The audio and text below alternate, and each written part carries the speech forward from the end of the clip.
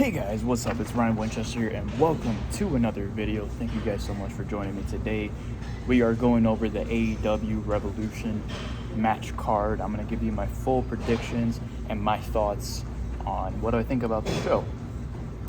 So we have here 11 matches total, 9 matches on the main card, 2 matches on the kickoff show, or what they call it, the 0 hour.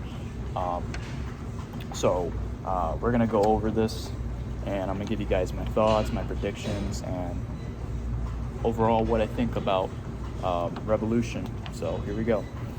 So starting off first, we got on the kickoff show, the 0 hour, we have a 12-man tag team match.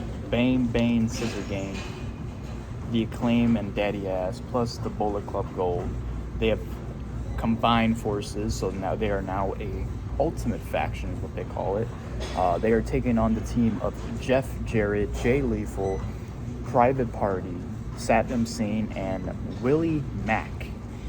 Now, this is a very, very random team right here. Not looking at Bane, Scissor Gang, I'm looking at the other team, their opponents.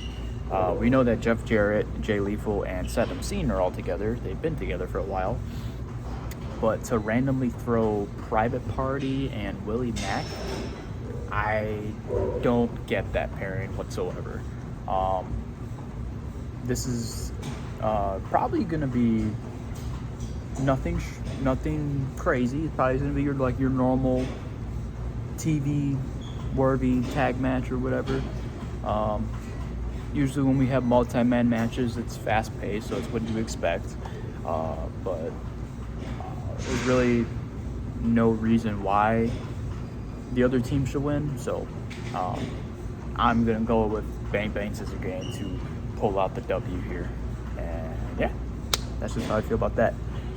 Personally, I don't know what they're doing with Jay White, because what's crazy is he was facing MJF for the AEW World Championship at Full Gear back in November, and now we're into a new year, and on his first pay-per-view of the new year, he's in the 0 hour, so he's not even on the main fucking show. He's on the kickoff show.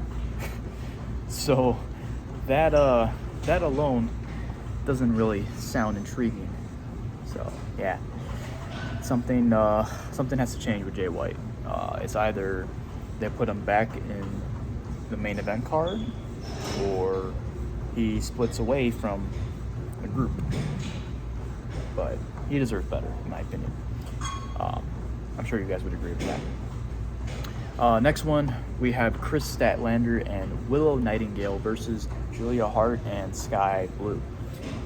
Sky Blue has recently paired up with Julia Hart, so them two are together, and Julia Hart is still the TBS champion. I actually don't remember the last time she defended the title. I think it's been about a month or two. It shouldn't be that long. I feel like having a title on her at this point is kind of useless. But then again, Tony Khan don't know what the fuck he's doing with his champions and just booking them like complete fucking dog garbage and shit. So, typical booking there. I'm going to go with Julia Hart and Sky Blue to win this tag team match here. Now moving on into the match card for the actual show. So this alone, we have 9 matches, and I would say some of these matches feel like rematches. Other ones just feel like they were kind of just thrown in there. The main match that was definitely random is the first one that I want to talk about here. It is a all-star 8-man scramble where the winner is going to receive a AEW World Title match in the future. So this is basically a number 1 contenders match. So this is going to be crazy. We have Wardlow, Lance Archer, Brian Cage, Powerhouse Hobbs, Hook, the TNT champion. I'm sorry, so many fucking titles in AEW. Hook is FTW champion. There you go. Chris Jericho, Dante Martin, and Magnus. CMLL. This is some luchador from some Mexican wrestling promotion known as CMLL. These guys have shown up on AEW for the past couple of weeks now. Not really sure what the thing is with that. But when I look at a guy called Magnus, I don't really see him as a luchador. Matter of fact, when I see Magnus, I'm looking at Nick Aldis, the SmackDown general manager, because that was his name in TNA, Magnus. So that's what I see this guy as. So when I see him as this, I'm like, okay, no, that's not gonna work. I personally have one person that I think should really win this match. Everyone else, I don't really see the real reason why these other people should win the match. We know for a fact that Lance Archer isn't winning. Hook isn't winning. Dante Martin isn't winning. Magnus isn't winning. So you have either Wardlow, Brian Cage, Powerhouse Hobbs, and Chris Jericho. Those would be the main four. I would say would probably be the main four that you would pick to probably win out of this 8-man scramble match. Personally, if it were up to me, I'd choose Wardlow. And the reason being is, well, Wardlow was apparently he joined forces with the Undisputed Kingdom. In case you haven't watched it, back at World's End, when Adam Cole came in and MJF fought Samoa Joe for the world title in the main event, Adam Cole came in and he revealed himself to be the devil, which we all knew was going to happen. And Better Than You Baby broke up. And when MJF saw that Adam Cole was the devil, Adam Cole had some henchmen behind him. It was Roderick Strong, Matt Taven, and Mike Bennett, along with Wardlow. And now they are all known as the Undisputed Kingdom. So, since then, they haven't really done jack shit with these guys. But now it looks like they're actually going to be doing something with Wardlow. So I'm glad that they're actually going to be taking advantage of it, because Wardlow deserves better. This guy has been TNT champion, 2-3 times now? So the fact alone that he's been in AEW since the start, and they haven't really given him a chance to shine or to be in a world title match, is beyond me. It's fucking crazy. So, especially because Wardlow cut like the fucking promo of his entire fucking life. What was it, on Dynamite? And then he, like, if you watch Collision, he had a promo with Jericho. I mean, dude, there's no other reason why Wardlow does not need to lose this match. He needs to win. Because I think personally, Wardlow versus Samoa Joe, or Wardlow versus Swerve Strickland, or Wardlow versus Hangman Adam Page, either one of those 3 matches would be bangers. So, and plus, I feel like Wardlow will potentially be a AEW World Champion someday. Not sure when, but who knows? Maybe if Samoa Joe retains, maybe Wardlow is the one that takes the title off of Joe. I don't know. If you want to build the Undisputed Kingdom, make them a serious threat to AEW. Have all these guys hold titles. I mean, you already got the Kingdom. You already got Matt Taven, Mike Bennett holding the Ring of Honor tag team titles. So that's already titles right there. Roderick Strong's fighting Orange Cassidy for the international title. I mean, what else could they be doing? Why not put the AEW World Championship on Wardlow? I mean, there you go. So Wardlow's my pick to win this match. Next, we have FTR versus the Blackpool Combat Club. We have here Dax Harwood and Cash Wheeler versus Jon Moxley and Claudio Castagnoli. So this is pretty much like a grudge match. These guys fought on Dynamite in like a 20-minute no contest. No winner. They beat the shit out of each other, and it was great. I personally loved that fucking match. It was fantastic. And then they've just been going at it. They've been fighting backstage. They've been talking shit to one another, trying to basically prove which team is better, I guess. There's really no story to this match. It's more so, hey, let's just put these two teams together, two of the top teams in AEW, and just have them beat the shit out of each other and determine which is the better team, I guess. Could we be seeing one of these teams, whoever wins, could we be seeing that possible team get a tag team title shot in the future? It's possible. You can't just really book these guys, two of your top tag teams in AEW right now, and not have a stipulation added to the winner's match to whoever wins. So I feel like they should do that. If it were up to me, I think I would personally go with Moxley and Claudio to pick up the W here. So, but who knows? We'll have to see. But I feel like just a normal tag match, for them to go to a no contest and then just basically redo the match on a pay-per-view, obviously they're going to give them a lot more time. I'm not sure if they're going to go a full 20 minutes again or if they're going to go 30 minutes. Personally, it should go a 60-minute time limit. And if they really wanted to up the ante, they could have made this a 2 out of 3 falls match to really put in that factor into play of who is the better tag team. Is it FTR or is it the Blackpool Combat Club? That's what I would have done. Or you could have done no holds barred. I just feel like personally this match alone just needed a stipulation to it. It does not just need to be a normal tag team match. So that's what I would have done. I'm going with BCC to pick up that win. Christian Cage versus Daniel Garcia for the TNT Championship. So Christian Cage fought Adam Copeland at the last event at World's End. Adam Copeland beat Christian Cage only to lose the title back to Christian Cage because of Kill Switch in just a matter of 2-3 minutes. And then from that point on, Christian Cage has been the TNT champion since.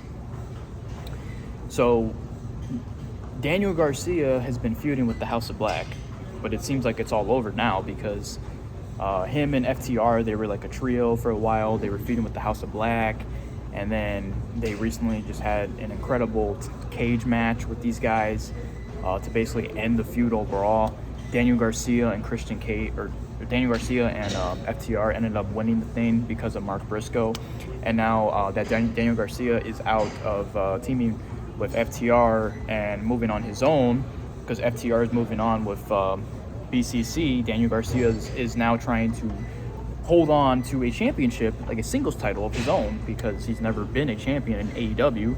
You can't count Ring of Honor, unless you can, because AEW is combined Ring of Honor, but the only title he's held is the ROH Pure Championship, but he has not been an AEW champion yet. So could they be pulling out a trigger and have Daniel Garcia take the title off of Christian Cage? That is possible, but we'll have to wait and see what happens. I'm personally going with Christian Cage to retain. Don't get me wrong, I love Daniel Garcia. I love what he's doing. He's been one of my favorites on AEW as of late. I just feel like, does he need to win the title right away? Maybe.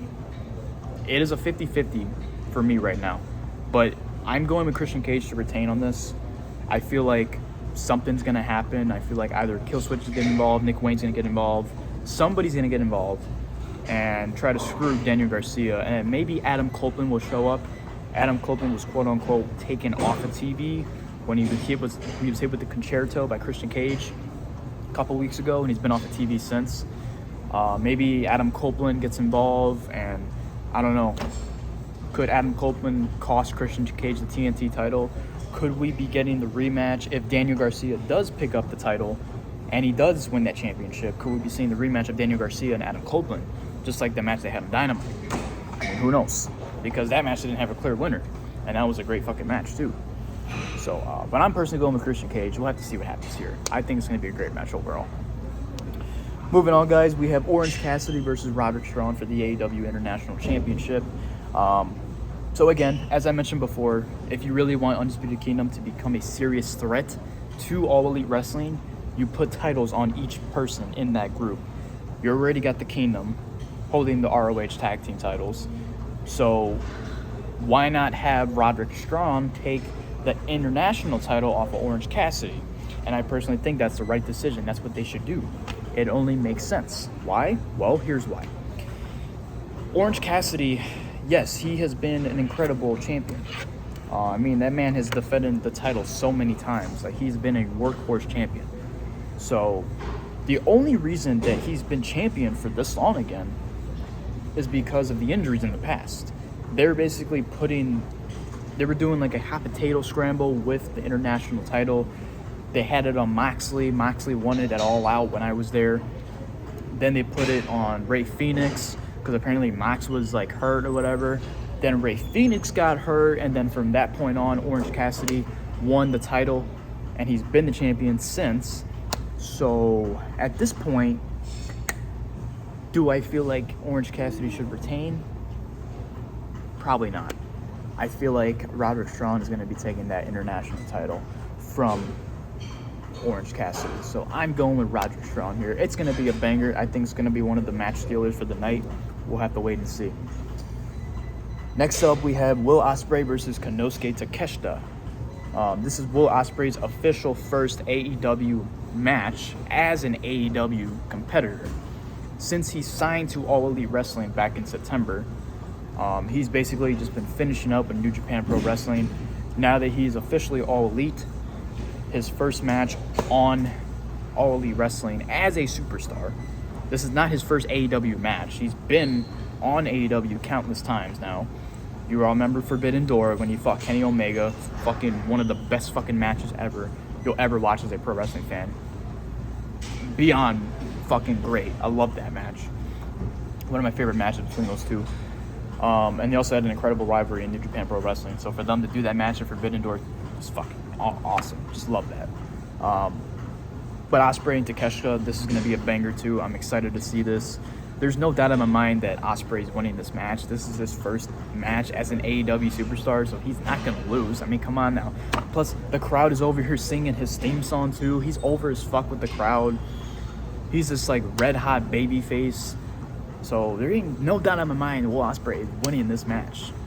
He is a future AEW champion. Mark my words. So big things coming for Ospreay. Bruv. Next up, we have Eddie Kingston versus Bryan Danielson for the Continental Crown. Now, Eddie Kingston won the Continental Crown in the Continental Classic. He was put in that tournament, and it lasted for about 2 months? Month and a half, something like that. But what's funny is he's fought Bryan Danielson, I believe, twice now, 3 times when he was in the tournament. So I don't know if this is match number 3 or match number 4 that these guys are having. But I mean, shit. For them to do it on pay-per-view, I mean, dude, are you kidding me? I'm not going to complain about that. These matches have been fucking great. Every match that Kingston and Bryan Danielson have been having, they've been killing. So for them to do it again, except this time on the pay-per-view, you already know this match is going to cook. Now, what are they going to be doing with Bryan? Well, according to what Bryan was saying the year before, he said that he was going to be done wrestling officially by May. I don't know if he's still going with that. I don't know if that's entirely true or not. What if they do have Bryan hold on to the Continental Crown? He takes the titles off of Eddie Kingston, and he just basically defends them until he retires, and then he just drops it afterwards. Man, I don't know. But, I mean, do they really want to do that? Because Bryan's been in All Elite Wrestling now, like, what, 2-3 years now? And he hasn't been champion yet? Could they just pull the trigger and just have him take the titles just so he's already a champion? So we could finally say, oh, Bryan Danielson is a champion in All Elite Wrestling. Yet, let alone holding 3 championships at once. We'll have to wait and see. Plus, if he holds on to the Ring of Honor World title, he could be fighting again in Ring of Honor. That's another thing to fucking keep in mind of. I don't watch Ring of Honor, but I mean, if you got a guy like Bryan Danielson on there, and he's the Ring of Honor World Champion, are you fucking kidding me? Of course I'm going to watch that shit. So a lot of big things happening. If we're up to me, though, I'm going with Eddie Kingston to retain. I think Eddie's been great overall as the Continental Crown champion. And I just personally just love Eddie Kingston. He's just fucking great. So that's my pick for that. A couple more here. We have Timeless Toni Storm versus Deonna Purrazzo. This is for the AEW Women's World Championship. These two are best friends, or former best friends, for the storyline. Deonna Purrazzo recently just came into All Elite Wrestling. I'm not sure if Toni Storm was the one that brought her into AEW, but the fact alone that Deonna Purrazzo is All Elite is fantastic. She's one of the best women's wrestlers of all time, and I love the fact that they put her in AEW. For her alone, just to be in the world title picture like that quick and not even a matter of just 1 month, 2 months, that's great. But I don't know. I was trying to figure out what they were gonna do here, because kind of like what they were doing with the international title, they were basically doing the same thing with the AEW Women's Championship, where they were kind of doing it hot potato scramble. Before Jamie Hayter got hurt, she was champion for a while. Then it went on Hikaru Shida. Then it went on Toni Storm, and then Hikaru Shida won it again. And now Toni Storm's champion again. I mean, shit, what the fuck? What the fuck are we doing? So, I don't know. Just, I'm going with Deonna Purrazzo. I think Deonna Purrazzo is taking that title from Toni Storm. I love Toni Storm. I love the whole Timeless gimmick. It's great. The vignettes, the promos alone, the whole black and white camera angles and all that's been great. Just doing with the whole gimmick and everything. And the promos back and forth between these two women has been great as well. So, and I know it's going to be a great match. So, I love Deonna Purrazzo. I think she's great. I'm personally going with her. I think she'll become the new women's champion. So, that's what I'm doing. I would put the title on Deonna Purrazzo. I mean, just imagine the matches that we could be having with Deonna Purrazzo, women's champion. I mean, Deonna Purrazzo versus Britt Baker, wherever the fuck she's at. Deonna Purrazzo versus Hikaru Shida. Deonna Purrazzo versus Jamie Hayter when she comes back. I mean, it would just keep on building. Fresh new rivalries, fresh new matches. That's what I would do. Moving on, we have here the AEW World Title match. This is a three-way. Samoa Joe versus Swerve Strickland versus Heyman Adam Page. Now, Heyman's fooled us all. He swerved as what he said on Collision. And he made everyone think that he was hurt, which he wasn't. So he kind of played into that factor that he was just going to be that heel, because nobody knows, like, if he actually did turn heel, or is Swerve the babyface now? Did they pull a double turn? I don't know. But the fact alone is that Heyman is still in the match. So it will be a three-way.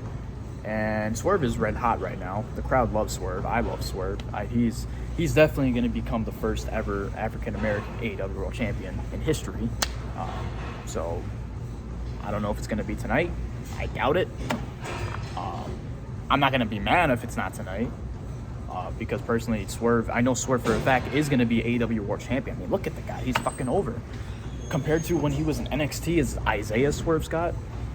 I mean, yeah, he held the NXT North American title, but they never really considered him a world champion until now, because of how fucking great he is in the ring and how fucking over he is with the crowd. I mean, he's just fantastic. So we all know the history between Swerve and Heyman. So the fact alone that they're continuing the rivalry and then putting Samoa Joe in the picture too, I mean, this three-way is going to kick ass. If you want to talk about the matches that are going to steal the show tonight, Ospreay and Takeshita, Danielson and Kingston. You can even throw in Toni Storm and Deonna Purrazzo. And honestly, you could even fucking put FTR and BCC. I think all those matches are going to steal the show, let alone the world title match. I'm going with Samoa Joe to retain. I think Joe has been great so far as AEW World Champion. I love the fact that he is an AEW World Champion because he's an unstoppable force. He's a fucking badass. Why wouldn't he be a champion right now? I don't know what the timetable is for MJF to return. People were saying that he was going to show up at the Royal Rumble. He didn't. Because he's still hurt right now. I mean, his body is completely banged up. So, but you got to give the man his flowers, because the man was just continuously showing up, and he was defending his title while he was hurt. And now that Samoa Joe is the champion, well, could they be seeing MJF come back and target Joe, rekindle their rivalry? I don't know. Because MJF is also going to want to go after Adam Cole, because Adam Cole was the one that fucking turned on MJF, ending the whole partnership with Better Than You Baby. So I mean, there's a lot of things to talk about here. So we'll have to see what happens. But this world title match is going to kick ass. So I'm going with Samoa Joe to retain here. If I were to choose a new champion, I would definitely go with Swerve. I personally think Heyman is just in that match to take the pinfall or to take the submission victory by Joe. So, yeah. And now, guys, finally the main event. Now, the reason, this shouldn't be no surprise to anybody, the reason why the tag team title match is closing the show is because the whole show is based off of Sting. Ever since Revolution was announced earlier in the year, it was all about Sting's final match ever. Not just in AEW, but in pro wrestling ever. So why wouldn't you have Sting be the final match? So here we are. Now I don't think they're going to be doing the world title match early in the show. I think this will be the co-main event, because if you're not going to have the world title match close the show because of Sting's final match, then it would only make sense for that to be the co-main event. But anyway, so the main event here is Sting and Darby Allin. They are the new AEW World Tag Team Champions. They won it off of Ricky Starks and Big Bill. By the way, we haven't seen them since they lost the titles, so we don't know what's going on with them. Everybody's saying that Ricky Starks' contract is apparently up with AEW. Is he resigning? Is he going to WWE? I don't know. I think he'd be great in WWE. I don't know what they'd be doing with Big Bill. I think Big Bill is still good on his contract, but Ricky Starks, he could be resigning. He could be going to WWE. I don't know. We'll have to wait and see what happens with that. But Sting and Darby Allin are the new champions, and they're fighting the EVPs, the Young Bucks, Matthew and Nicholas Jackson. And this is a tornado tag match for the titles. Now, Sting and Darby Allin have been fucking great. I've been loving these two together. Everyone obviously looks at Darby Allin as a younger version of Sting because of the face paint. So, I mean, let alone, these guys have been awesome since they first paired together, since Sting first showed up in AEW 3-4 years ago. It's been fucking great. EVPs, well, okay, so you don't know what that is. If you need it like a recap, you haven't been watching Dynamite or Collision or Rampage. EVPs are the Young Bucks. Obviously, you know them as Matt and Nick Jackson, the Young Bucks. One of the greatest tag teams of all time in wrestling history.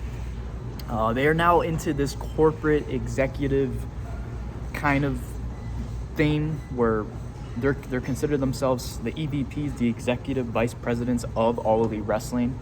So for them to come back as heels and for them to be in this role is fantastic, because the Young Bucks are great. Whether they're a babyface, whether they're a heel, they're honestly better as heels. I mean, you all see it.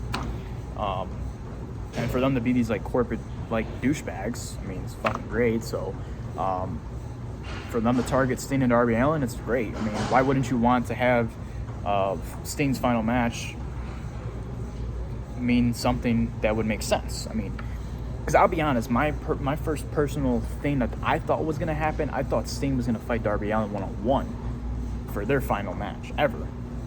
I mean, it would only make sense, and the reason being is because they've been a tag team since Sting first came into All Elite Wrestling, but they never fought one-on-one.